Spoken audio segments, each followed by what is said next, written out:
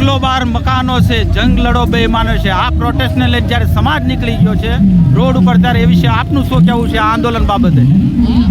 Supreme કોર્ટની 7 જજોની બેન્ચે એમાંય ખાસ કરી જ્યારે ડીવાય ચંદ્રચૂડે ભારતના સંવિધાનની વિરુદ્ધમાં જઈને જ્યારે આ દેશમાં આરક્ષણ વિરોધી જે ચુકાદો આપેલો છે જેમાં અનુસૂચિત જાતિના વર્ગીકરણ અને ક્રિમિનલ બાબતની વાત એમણે સ્પષ્ટ કરેલી છે, તો આ એક સંવિધાનિક હત્યા છે.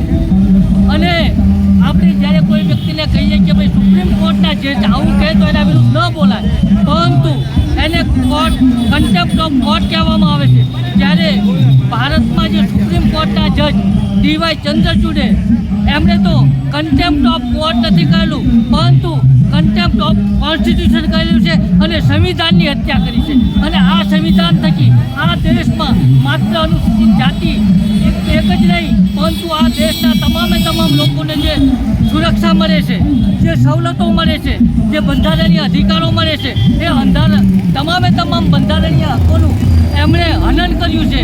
અને તમે જ્યારે મને પૂછેલું કે ભાઈ નીકળો બહાર મકાનો છે, જંગ લડો બેઈમાનો છે, તો આ બેઈમાનો સામેની અમારી જંગ છે.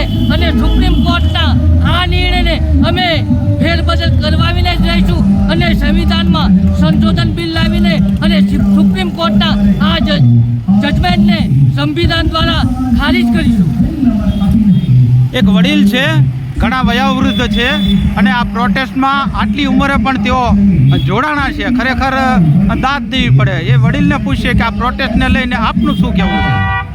આજની તારીખે હું આ સમાજ વતી સુપ્રીમ કોર્ટને ચેતવણી આપું છું કે મર્યાદામાં રહો. તમે સલ્લાને અહલ્યા ન બનાવો. સલ્લા જ છે, અહલ્યા અહલ્યા છે.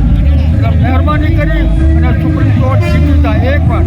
બીજી વાત, અનુસૂચિત જનજાતિનો કોઈ ઉલ્લેખ નથી, કોઈ અપીલ નથી, કોઈ ન્યાય માગ્યો નથી.